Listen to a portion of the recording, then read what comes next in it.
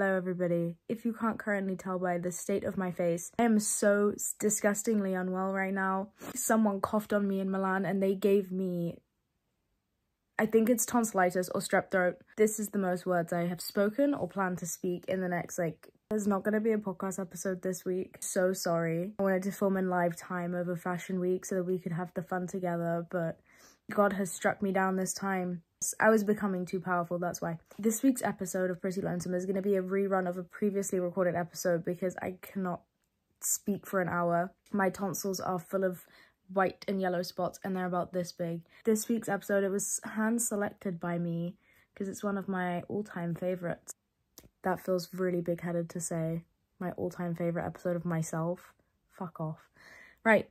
Love you guys. See you next week. And I will see you next week on Pretty Lonesome. And be there or be square. Love you. Bye. Welcome back to this week's episode of Pretty Lonesome. This week, I'm going to be dwelling on whether boys and girls can actually be friends. Now, that sounds like the dumbest shit I've ever let leave my mouth because, are we in year 3? Are we in the 3rd grade? Why am I asking that question? Because, duh, right? Duh. But I was talking about this with my friend the other day. We basically concluded that you can be friends with them platonically, but that sometimes the friendships have differences, right? And I was reflecting on the differences between my friends and my male friends and my female friends. I feel like this episode is going to piss some boys off, but it's fine. The girlies know what I'm saying, right? You guys know that you always have to be mindful of a boy's intentions when they first enter your life, right? There's that saying for a reason that every girl knows that their guy friends would fuck them given the chance, right? That exists for a reason. And I don't believe that it's true in every situation, but I do believe that it is true frequently enough that there needs to be a saying for it, right? The girlies know, right? It's a thing. Do I feel that way with all of my guy friends? No. Do I feel that way with some of them? Absolutely. And am I mindful of it? 100%. And I feel like it becomes more of an issue for me whenever I'm in a relationship with an actual boy, because then they're like, why are you hanging out with this guy one-on-one, blah, blah, blah. And then I get complicated in my head, right? Because I'm bisexual. So technically anyone I hang out with is why are you hanging out with them so much? Do you want to fuck them? That should be a question, right? It shouldn't just be a question between me and boys. It should be a question between me and girls. And I can say this with my hand on my heart. I fancy so many more of my female friends than my male friends, and genuinely wouldn't say no. I'm kidding, I would, but do you know what I mean? Women are typically more of a threat to any relationship I may have than men, because I fancy 99% of the women in the world, and I fancy 0.01% of men in the world, you know what I mean? But then I never feel if I'm hanging out with a girl that I've just met one-on-one and I'm in a relationship, I'm never going through my head oh my God, am I doing something I shouldn't be doing? Do I need to disclose this to my partner? Should I be, you know what I mean? Is this actually okay? Or am I kind of going down a path that is a little bit betrayful? Is that a word? Betrayful? Am I betraying a little bit of trust here by what I'm doing? Is there intention behind this? Do I feel that they have a weird intention behind this? Should I technically really be doing this if I'm in a relationship? I don't really think about that with girls. But then if I just randomly met a guy and brought him back to my flat for a dinner and things I would do with girlies, and I didn't know his sexuality and he didn't know mine and whatever, and we hadn't talked about it and there was no reason to think that he wanted to fuck me, but would I low-key think this is weird anyway? Yes. Why? I don't know, because I'm equally friends with girls and boys. I'm bisexual. I look at them equally, even though I typically fancy women more, but I still look at them equally. You have just as much potential as anyone else, you know what I mean? You're just as much a threat. You're just as much a potential prospect as anybody else. So why do I look at you so differently? You know what I mean?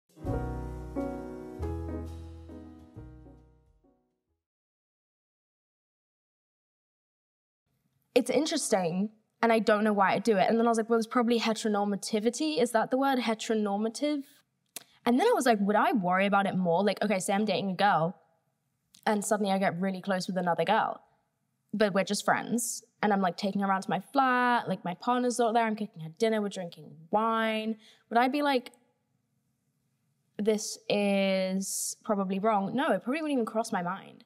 So I'm like, why do I only think about this with guys? And I think the thing is, right, I didn't even know about jealousy until I dated a man. Because when I was with my ex, who was a woman, like, she would go out with her friends all the time that were like gay and bi, and like it wouldn't cross my mind to be like, what are you doing? You can't do that. Or like have any kind of issue with it, because what am I going to do? Tell her she can't have friends? And what is she going to do? Tell me I can't have friends? Like, the world completely changes based on the partner that you have. And like, there are such different norms surrounding what is okay to do and what is not okay to do based on if you're dating a man or a woman. But like, and then when I was dating my ex who was a woman, would I even have been concerned if I was hanging out one-on-one with a boy? Probably not. Like, the realm of jealousy in queer relationships is a completely different situation. Like, because the lines are blurred. Like, they're not even blurred. There's just no lines. Like, what are you going to do? What are you going to say? Where is the boundary? Every single thing that you do in a queer relationship or anything other than like a straight relationship is very much you make the rules, because there isn't really the same blueprint. Like, there's not the same norms or like the same norms shoved down your throat at the very least of like what is right and what is wrong in one of those relationships. And you kind of have to just figure it out for yourself. And I think, like, depending on who you date in the early days of you being queer will kind of set the map for you in that one, because I think you kind of make your own rules early on, and then you kind of have to feel like that's your norm moving forward, and you can deconstruct it, obviously. So it's interesting. I don't really have a conclusion for that, by the way. I'm just making statements. I'm just confused. I'm genuinely asking for advice here because no, I'm kidding. I kind of know what I feel like. But like, if I'm hanging out with a guy and say I'm in a relationship, right? Why do I not treat that with the same level of intimacy as I would treat a relationship with one of my female friends? Like, with a female friend, even if she's bi and I'm in a relationship and she's in a relationship, we might curl up in my bed and watch a movie. No weird shit. And it wouldn't be weird, and it wouldn't feel disrespectful, and it wouldn't feel wrong, and we wouldn't feel like we had disregarded or disrespected our partner's trust, right? I would do that. I mean, not with everybody, because some people are fucking weird, but like I would do it. I trust myself to behave like that and it not be weird, you know what I mean? And if I have a partner that's not super jealous or kind of like has had bad experiences with things like that, then it would be fine, right? Like, I personally wouldn't have any qualms over it. But am I going to do that with a boy, even if he's in a relationship and hasn't been weird towards me? Not really. Like, what is the difference? Why is there, like, there obviously is a difference, but like, I cannot put my finger on what it is other than like social constructs. Like, in the privacy of my own home, is there social constructs? I don't know. Why do I still follow them? I don't get it. But I definitely act differently between my guy and my girlfriends. Like, 100% is different. But then I was talking about this with my friend, and I was actually like, hold on though, because I think I actually, like, I used to kind of joke about like hating men and yada, yada, yada. And like, there definitely are men out there that I hate, but I've healed, and like, I no longer apply that to like all men of the world. But I also don't blame myself for the time in which I did, because that was a valid reaction to, I don't know, my life experiences, but like, I don't anymore. It's just not the way that I feel. But like, still logically in my head, I am more cautious towards men until I know what they're about. Whereas with women, even though I have met some women that are more evil than the worst man I've ever met. You know what I mean? Like, maybe they hurt me less personally, but they are certainly more evil, more conniving. Like, I have met terrible men, I've met terrible women, yet I'm consistently still a little bit more cautious of men, right? That's just the way it is. No offense. And I think that that's a fair enough way to be, right? So like, when I meet girls, I am less afraid of who they are as a person. Like, I'm just less wary of them. Like, for example, the other week I went out to this event. It was like a Jimmy Choo thing. I met this girl. I've never met her before in my life, never seen her. And she came to say hi, and I literally hung out with her for the rest of the night. Like, I just liked her energy so much. She reminded me of two of my other friends. It's like, that's a good sign. And I just really liked her. And like, it just didn't cross my mind once to like dive too deep into who she was or what her intentions were. Like, why would I care? Like, we're just hanging out at this party, right?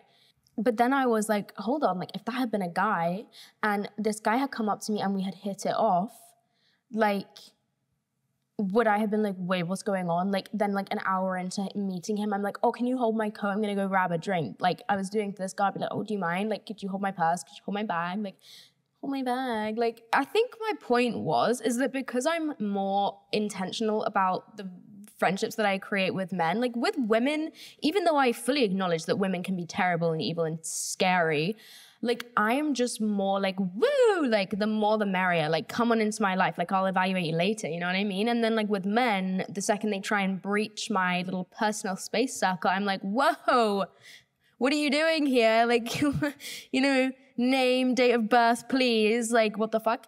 And so the male friendships that I have created and hold close, like I don't really have male acquaintances. Like I have male friendships, like people that I trust and love very deeply. I don't have so many male acquaintances, whereas I have like hundreds of female acquaintances. Like I love them, but like I don't really have male acquaintances. You know what I mean? Like I either fuck with you or I don't. And so my two best friends that are boys, they are probably, I say this with caution, the smartest and kindest people in the world, in my world at least. Like I genuinely love these boys.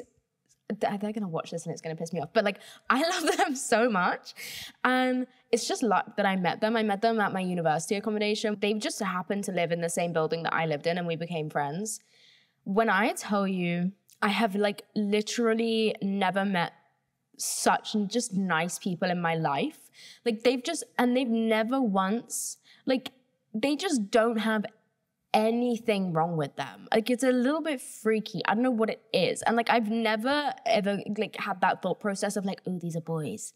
Ugh, like I don't know. And I don't really think like that anyway. Like it's really not that much of a conscious cycle for me anymore. It's more just subconscious between like women and men, because I've kind of matured out of giving a fuck really, and like I feel like I can just trust my instincts to know when someone's good or bad. So like it's I'm making this podcast and it's actually like scraping nails down a chalkboard because I'm trying to vocalize things that just happen for me subconsciously now, but I know that they happened for me consciously when I was like 19, 20, 21. So I'm like trying to go back in time and like remember how I used to feel and think, but it kind of feels immature for me to sit here and be like, oh, boys and girls and but like I don't know, it's also valid because like I do still feel differently a little bit towards my friendships with men and women, but like to be fully transparent with you, the friendships that I've created with men are probably healthier than any other friendships in my entire life because I've plucked them out of the population specifically, you know what I mean? Like they are the most cherished people to me, probably because I also put up with a little bit less from men. Like I don't know, like have I just been really unlucky? Like the last guy that I was like a new friend for me gave me the ick so fucking badly. I genuinely had to fake a family emergency just to get away from hanging out with him because he wouldn't go away. It was the most traumatizing experience of my entire life. And like, it was nothing to do.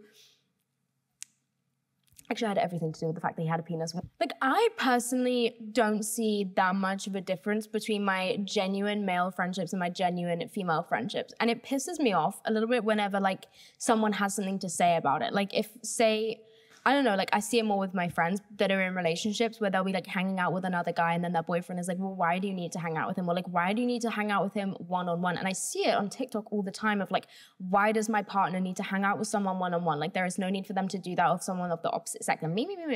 And I just sit and I'm confused because I'm like, but this only is a problem for straight people. Like, it is literally just you guys. Like, it is not a problem for the rest of the population. It is literally a straight person problem. Like, why should my man hang out with a female one-on-one? Like, bitch, I don't know, because he's a fucking human. Like, it pisses me off so much. And this is why I think that I would probably want to date a bisexual guy or girl in the future, because like that's been in a full-on queer relationship before, like with another man or with another woman, because they get that there's different boundaries with jealousy. I'm so sure of it because like I've never experienced that. And like with my ex, okay, yes, I did get cheated on, fuck off, guys. It's like, that was her problem though. Like, jealousy doesn't stop you getting cheated on. No, it does. It kind of does. Important boundaries do. Intrigued. I will bring this to my therapist. See, this is why these episodes are so good. Because I start talking and then it's like my faults are just staring at me and I just can't ignore them anymore. But it really is. No, I stand by my point that like, why does my partner need to be alone with this and that? Like, shut the fuck up. Also, like, if the only thing stopping your partner from cheating on you is being alone in a room with someone with the genitalia that they want to fuck, then you probably should fucking leave them. Now, I also get the perspective, because I saw this on TikTok the other day, and in the comment section was controversial, but basically it was this guy going up to his wife, and she was like holding their baby, and he was like, babe, would you ever cheat on me? And she was like, absolutely. And he's like, what? But like, it's a skit, duh. But like, they've obviously planned, like, it's not a skit, but they've like planned this video. He's like, wait, what? And she's like, I would absolutely cheat on you because I'm a human with desires. But I would absolutely never put myself in a position to cheat on you. She was like, I know my levels of temptation, so I just don't ever have one-on-ones with other men. Like, I don't sit alone with other men. I don't indulge in conversations with other men because I know that I'm a person who falls to temptation, so I just wouldn't do it. She was like, yes, I would absolutely cheat on you, but no, I'm never going to. And I was like, damn, that is so fucking mature. If someone said that to me, I would vomit. I would vomit like so violently right on their feet, and then I would sob and cry and scream and yank my hair out. But I would also respect their honesty and their maturity, and I would probably thank them. But like, oh my God, I would just projectile vomit, like immediately. I was like, God, that is so brave of them. Like, because that's what it comes down to, I suppose. Like, if you're actually going to be in a relationship with someone, you have to acknowledge the fact that, yeah, they're going to have eyes for other people because they're not brain dead. Like, you don't want to date someone that's brain dead. They're going to have eyes for other people. It's about them not going after those other people. And that is painful. But I don't understand, like, I mean, I get it. Like, to an extent, you have to kind of not put yourself in a position where temptation is gonna like befall you. You know what I mean? And like, even there's one thing is not giving in to temptation, but the other is like putting yourself in a position to feel it.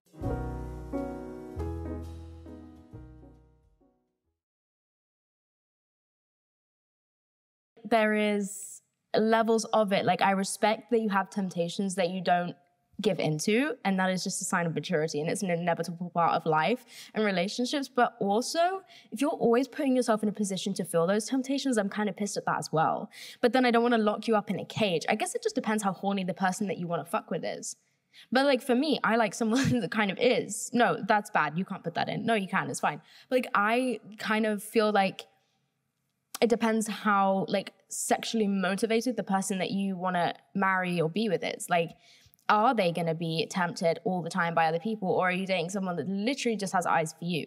Because the eyes that a person has on them, right, if they have eyes for you or if they have eyes for other people as well, I don't think it really reflects them as a person. So they could have every single need of yours met. They could have every single box that you want to tick. You could love them for better or for worse, right? But they're still going to have eyes for other people, because it's like, that's like almost like a separate part of your being. You know what I mean? Because like, I could have very strong and strict morals about how I'm going to treat a partner and why and how I'm not going to cheat, and like how I'm going to go about never cheating, and why I don't feel like that's right, and why this and why that, and have all these morals, but then I'm still a human with a dick at the end of the day. And like, I might still find ways to feel that temptation all the time. Doesn't mean I'm going to like go forward with it, but like, it could be a completely arbitrary part of a person, how much temptation they feel versus what they're going to do about it. You know what I mean? And some people are just literally pea brains, feel a temptation, and then do the thing.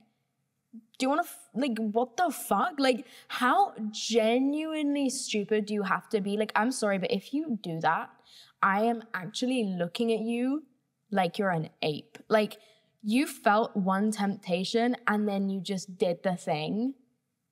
Like, there wasn't years of evolution, thousands of years of evolution to stop you being that fucking primal and fucking stupid. Like, that has got to be the biggest ick of all history. Like, yeah, I know, like, politically cheating is wrong, but I'm talking like guttural ick. Like, you, like, I'm talking like, say it's a man that's cheated. You went out, you saw a sexy girl, and you had a little temptation to fuck her, and so you just like an ape got your dick out and put it in her, obviously with her consent, but like, you just like felt need do and did. You just did. And like, as if you don't have literally one of the most spectacular brains the planet has ever seen. A brain capable of understanding gravity and fucking neuroscience, and has literally mapped out the entire fucking universe as we know it, right? You have the same brain, the same neurology, if that's the correct word for the situation. You have the same ability to form neural pathways as Albert Einstein, and you went out and you saw girl, you thought, and then you put dick in girl at expense of entire human sanity and like the major loss of enormous parts of your life and their life. You just went out, felt temptation, and did thing. That genuinely makes me want to die. Like, what do you mean? Anyway, side note, I'm actually free bleeding right now and still have no furniture in my flat other than the chair I'm currently sat on. I have nothing. And I'm getting a little bit concerned because my sofa is, okay, I keep thinking everything's going to be fine once my sofa gets here. Like, my flat will be complete. I've not ordered anything else. Like, girl, I think you need more than a fucking sofa. Like, maybe a rug, coffee table. I don't know, more than one sofa, perhaps two. Like, maybe a chair would be nice in the living room, you know what I mean? Like, I keep thinking like, yeah, it's going to be so great once my sofa gets here. No, it's not. You need more than that. Please get more than that. Also, all my clothes are still in boxes. I haven't unpacked anything. And I have this removals man coming tomorrow. No one cares, but he's going to get rid of my wardrobe because it's fugly. And then I can paint my bedroom walls, even though I don't have any paint yet. I need to go out and get some. Okay, so back to what the fuck I started this podcast about. I just feel like men and women have very different relationships, but then I know people will say, like, I can appreciate the point of view where people are like, well, literally physically we're different, like we have different hormone cycles, we have slightly different brain chemistry. Like, yes, I believe that we're all intelligent enough to overcome those things, but it's like they still exist, you know what I mean? Like, we still do have innate differences, men and women. And like, I get it, but I also hope that like it doesn't have to control everything. So like when I'm talking about it, I'm like in two minds. I'm like, we are intelligent enough that it doesn't need to be this way. Boy fuck girl, boy impregnate many women as possible as to expand population size and take no accountability for changing or adapting to modern society. Just use excuses about chemistry and biology, you know what I mean? Like, how are you going to sit there and argue insanity, essentially? Basically, like, no, like, men are cut out for this, women are cut out for this. Like, it's biology. So you're saying you're smart enough to understand fucking chemistry and biology to, like, a high level, you're claiming, yet too stupid to overcome innate desire to fuck bitches? Like, what's wrong with you? Me too, though. Anyway, so I have a lot of female friends that I met through dating, right? Like, I would go on one date with them, maybe even sleep with them, wouldn't work out. And then I'd be like, well, we got on really well. It's just, obviously, it's not a relationship kind of thing. But like, and then we've stayed friends. And those have been some of my best friendships. Like, the girls I've met that way are the funniest people. And it leads to the funniest friendship ever. What the fuck was my point? I always do this. I forget what the hell I was saying. But oh my God, I've started spin. I know, isn't that crazy? Like, I genuinely feel like a new person twice. I've done 2 classes. Each one I've got up at 6:30 for. I know. This morning, I was late and I was texting my friend. She was like, bitch, they're not going to give you any shoes. You have to get here with at least 5 minutes before the class. And I was like, fuck. So I sprinted and I must have got there in about 4 minutes. Like, I genuinely think I broke a record. Like, I ran. It was very embarrassing. I'm very grateful for English winter because it was still pitch black at 7 a.m. this morning. And so no one could really see me running through the middle of fucking London to get to my spin class. Like, it was not a quiet hour. Like, people were awake. They were going places. It's Monday. And I was sprinting and I made it before her. Like, I get there, I'm like sweating, getting my shoes, and I'm texting her like, oh my God, I can't believe that I made it with 10 minutes to spare. I literally made it. And then she saunters in behind me and she's like, oh, I just got here. The only thing that propelled me to run at that hour was the look on your face when I arrived. So what do you mean you just got here? I thought I was going to burst through these doors and see you look shocked because 30 seconds ago I texted you that I was still leaving my flat and now I'm in the room with you and you're not even impressed. It pissed me off. Anyway, I quite enjoy spin. Not very good at it because I've realized I have all right cardio. Like, I can breathe for a while, but my knees cut out, like within 5 minutes, my knees are like, I genuinely cannot, like they will buckle. It's really bad. But I like spin because you don't have to be smart for it. Like, the thing that I struggle with sports is that I'm genuinely quite like a little bit stupid. And I know that I say in like every podcast that I fucking hate stupid people and stuff, but like secretly I only hate them because I'm projecting and I am one of them. My thing with sports is that I don't get the rules of it. Like I remember in year 7 or 8, which is like the 6th and 7th grade, we moved schools, or who the fuck is we? I moved schools, and then this school played rounders, which is, I don't know if they have that anywhere else in the world but the UK. Rounders, from my understanding, which is extremely limited, is a lot like baseball. Again, I think I'm wrong, but I hated that game so fucking much. I did not understand the rules. Someone would throw a ball and then you had to go get it. Why? And then someone had to run from base to base. Why? And netball, don't even get me started. I never knew what court I was supposed to be in. Like, where can I remember before every time we would play netball, I would ask the girls, so which square or circle can I go in? And they would just glare at me because I didn't do my homework. And apparently there was homework for it. Like, I don't know. Yeah, I've never understood sports. And at school, I used to do track and field, the running one, because there were no rules to that. You just go, and as long as you roughly know where to stop, you've not fucked up. You know what I mean? You just have to go. And so I always understood that. So that was my sport that I would do. And I didn't take any of the rest because I genuinely couldn't understand it. And I protested so hard. Like, I mean, a lot of students protested physical education, but like I protested on a level that was just quite unique, really, to the point that they let me stop doing it in year 8, which is unheard of. It's actually kind of illegal. They're meant to exercise you for a certain amount of hours a week. Not me. I would just sit down with a booklet. I did PE from the book. Like, it was insane. I haven't taken a sporting class since I was genuinely about 12 years old. I just fucking point blank refuse. Like, it's very hard to make me do something that I don't want to do.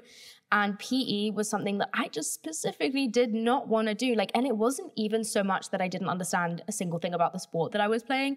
It was also about the fact that I had to get out of my school uniform and put on PE uniform, which is just too much of an ask, I think. Like, it was always fucking cold. Like, it's always cold in the UK. It's always fucking cold. And they had us wearing skirts. And I have knobbly knees, so they looked silly on me and nothing ever fucking fit me properly. So I was wearing this silly little pleated blue skirt with my big knees out, ugly ass fucking shoes. And I remember my shoes would smell bad too. Like, I would pull them out the bag and I'd be embarrassed immediately. And like, I never cleaned my PE kit. Like, I'm so sorry. Like, I wasn't one of those people that smelled bad. Like, I definitely did not have a smell. Like, my mum would not have let me walk around like that. But like, it would probably smell like damp. You know what I mean? Like, all my shit was always damp. Like, I'd never stored it properly. It'd been in my locker for like a month.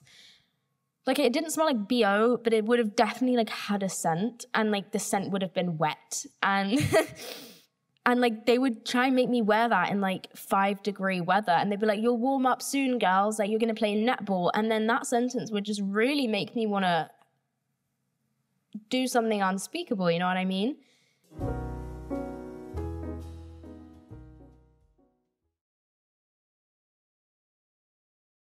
And then I would ask the girls, like, "Guys, how do I play this game?" And they would be like, "You should know." And I was like, "What? Like, that's so unfair." And then I remember one time, everyone was so sick of me. Like, I was so fucking lame at school. It's actually kind of embarrassing. I was not clouted. No one wanted me around. And then I remember, and like, I had friends, right? But they were not in my PE class. We had these things called bands at my school. So like, half of the year group was in like M band and half the year group was in K band. I'm pretty sure those were our letters, and I'm pretty sure I was in K band and my best friend was in M band, which meant we had nothing together, not one class. So I was completely alone in all my classes and in PE specifically, which is the important one because that's where you need to pair with people all the time. And I remember one time we were playing hockey and I was not good at hockey. Like, I would run from the ball because it's fucking scary. What the fuck? Like, that thing is hard, and those girls hit it with serious teenage girl anger. And these girls fucking hated me. Like, they did not like me. And I know PE teachers are known, in the UK at least, I think in America as well, for being fucking cunts. Like, actually, what is wrong with them? So it's like a popularity thing, I think. Like, they were never liked, or no, they were liked at school, but like they peaked, so they've gone back, or they weren't liked at school, so they've gone back to try it again. My PE teacher, she was definitely one of those kids, like, fucking loved school, ate that shit up, wanted to be in with all the teen girls. This bitch had it actually in for me. Like, I would walk into the dressing room and she would just like glare at me, like, for no fucking reason. Like, she absolutely loathed me. And it was because every day I would walk up to her and present an exemption card because there was no way I was going into the cold in a skirt. Like, get fucked. Like, it's actually inhumane. And you know what my sick notes always said when I tried to get out of PE? So, I don't know if I want to put this online, but I went to one of those spas that used to be everywhere with the fish. You remember those? Like the fish in the little footwell, and they would nibble the dead skin off your feet. And they were like very abusive to fish, but also I'm pretty sure they ended up getting banned for health and safety because they were passing so many diseases between people. Anyway, I went to one of these fucking foot spas for one of my friends' fucking birthdays, and I came out with 30 verrucas, more probably. I remember so vividly, I had one toe that was literally just verrucas. They were all over my feet. It was actually disgusting. And I had to get them frozen off twice weekly for like multiple months running. And it was on Tuesdays and Thursdays, and those were the days I had PE class. And so I would very smugly go get my fucking little toe warts frozen off in the morning and then walk up to my PE teacher and be like, sorry, miss, can't possibly play netball later because I've just had 30 verrucas frozen off my feet. Love you though, obviously sad to miss it. And she would just glare at me and I'd just think, yeah, fuck you. And then I remember one time we went down playing hockey. Obviously I'd got rid of all my verrucas and I had to play again.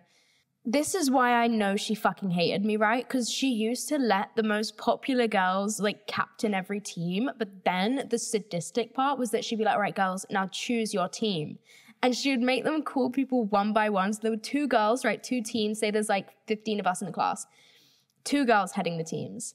And they're going, I want Molly. And then the other one goes, I want Hannah. And then the other one goes, I want Millie. And then the other one goes, I want Shelby. And then little Madeline is stood there at the end like, who's gonna take me? And I remember it so vividly this one time.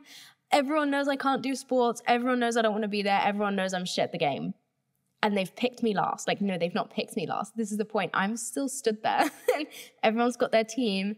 And then the teacher is like yelling at these two girls. She's like, one of you has to take Madeline. And they literally bickered between the three of them, these two teen girls and the teacher, about who was going to have me on their team. And eventually the teacher picked for them because they could not come to a conclusion between the two of them. And I don't remember which of their teams I ended up being on, but I do remember the sigh that came out of her mouth when the teacher said that I would be on her team instead of her friend's team.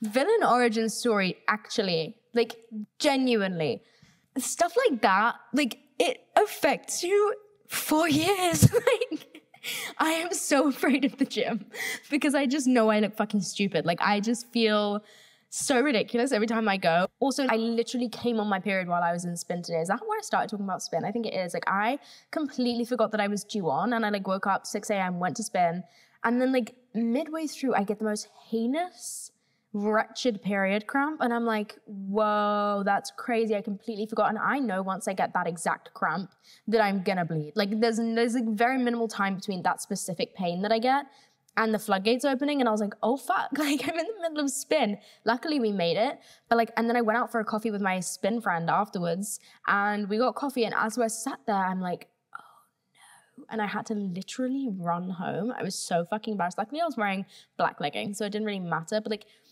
it really just reminded me that I am in a flesh cage. Like, always the first day of my period, I sit and I contemplate the fact that I genuinely am made of things. Like, I'm made of flesh, and I just always have blood pumping around my body. And also, like, I always have a little bit of wee and like probably some poopies inside of me too. And also, like, okay, I have emetophobia. I hate saying that word. I genuinely hate it. That word is like triggering to me. But like, I have a fear of puke, right? And the day that I realized that I constantly, I'm sorry, if you have a really big fear of sick, don't listen to this because you might not be ready for the epiphany. But the day that I realized that you always have vomit inside of you was crazy to me. Like, the day I realized that my worst fear has been with me all along, in a really weird way soothed me, because when I see vomit on the street, I'm like super fucking uncomfortable. Like, it genuinely could like ruin the next couple hours of my life. It used to ruin days and weeks and months and years of my life, but like now I've got it down to a couple of hours. But like, it really makes me uncomfortable to see it or to like remember that it exists like that, like to be affronted with it in such a way. But then I realized like it's actually in me all the time, like almost all the time.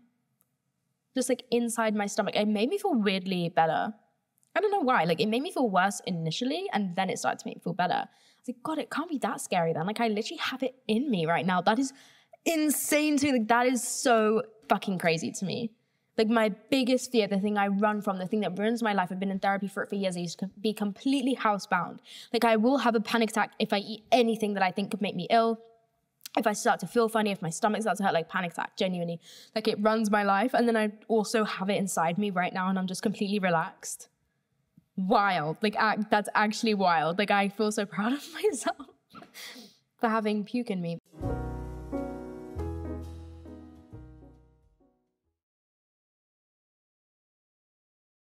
Anyways, I get these really bad butt cramps on my period, and I am currently actually starting to experience one, and it's violently uncomfortable.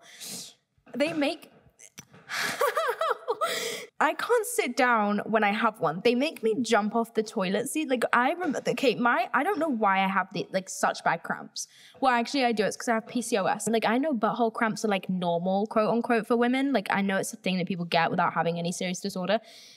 But the way my butthole seizes up is not acceptable. Like it's like lightning bolts. Like you could just be stood there so innocently, and it's a pain you can't run from. Like for some reason it makes you want to run or move in some way to relieve it. There's nothing you can do. And for me, it kind of makes you, I'm so sorry, this is really TMI, but like for me, it makes me want to like shit.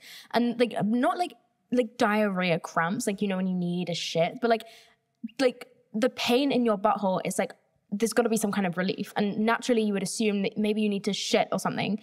But like I have been in situations before where I've tried to shit whilst I'm on my period and the lightning bolts go in my ass and I've genuinely leapt off the toilet. Like, and like, I remember one time when it was really fucking bad. I don't know why it was so bad at this point in my life or how it got better. Like, I don't know what changed. I think I stopped eating starch so much around my period because my friend said that helps. But anyway, I jumped off the toilet in pain, crying, like physically making noise. I was in that much pain and fell into the fetal position on the floor and nearly blacked out because my butthole hurt that much. And it wasn't even pain in my stomach or around my ovaries or whatever. It was just my butthole. So anyway, I hope that leaves you with some nice thoughts in your head for this week. That was kind of it from me on this week's episode. I will see you guys next week because I really need to take a shit. Okay, I love you guys so much. Have a good day at work, or if you're going to bed, have a nice sleep. I love you so much. Just don't tell anyone. I trust you guys. Okay, I love you so much, and I will see you next week. Okay, all right, love you. Bye.